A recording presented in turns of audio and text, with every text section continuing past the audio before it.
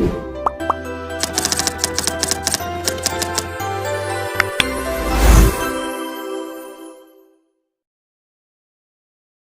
with the bands. Pose with the pose with the pose with the bands. Pose with the pose with the pose with the bands. Pose with the bands. Pose with the bands. Pose with the pose with the pose with the bands. Baik, negara Indonesia merupakan negara penghasil kelapa sawit terbesar. Tetapi di balik kejayaan itu terdapat persoalan besar terhadap limbah padat, yaitu limbah pada pelepah tanaman kelapa sawit sendiri.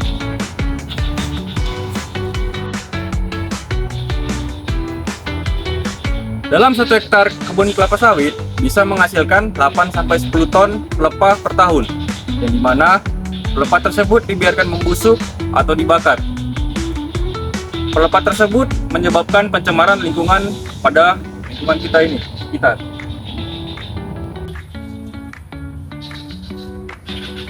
Di sisi lain, krisis energi yang menjadi tantangan besar di berbagai wilayah, contohnya seperti harga LPG yang naik, gas BBM yang terbatas, serta kebutuhan energi rumah tangga yang semakin tinggi.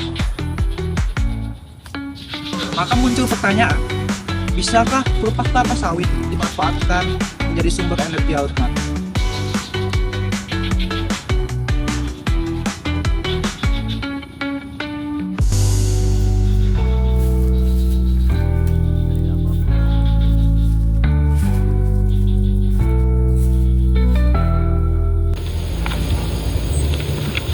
Berdasarkan pertanyaan tersebut, kami menyusun studi literatur tentang pemanfaatan pelepah kelapa sawit, yang dimana nantinya pelepah tersebut sebagai bahan utama pembuatan briket arang.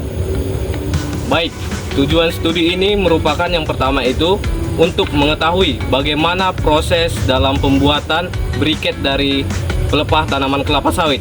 Yang kedua itu untuk menganalisis pengaruh suhu karbonisasi dan konsentrasi perekat untuk briket tersebut, Dan menyimpulkan potensi briket ini sebagai energi alternatif yang memenuhi standar nasional Indonesia.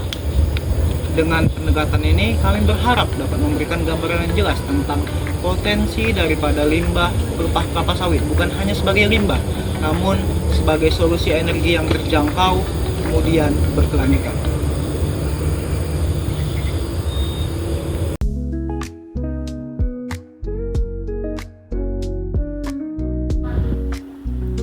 Proses pembuatan briket dari pelepah kelapa sawit secara umum meliputi pengeringan pelepah di bawah sinar matahari selama kurang lebih 5 hari, karbonisasi dalam furnace dengan suhu bervariasi dari 300 derajat Celcius sampai 700 derajat Celcius, penumbukan dan pengayakan menggunakan saringan 35 mesh, pembuatan perekat dari tepung tapioka dan air dengan rasio 1:10, pembriketan dengan mencampur arang dan perekat lalu dicetak dan dipres, dan terakhir pengeringan di oven bersuhu 80 derajat Celcius.